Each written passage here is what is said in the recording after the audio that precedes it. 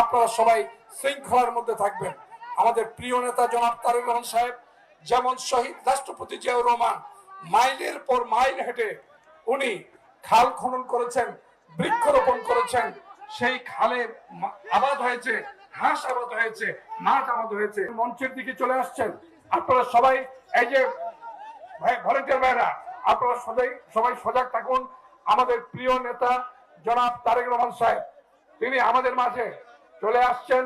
আপনারা সবাই তার শৃঙ্খল অবস্থাটাকে বজায় রাখবো, যাতে করে এখানে প্রাণ ঢালা অভিনন্দন। বিএনপি চেয়ারম্যান ও উনি ওনার খাল খনন কর্মসূচির কার্যক্রম শুরু করলেন।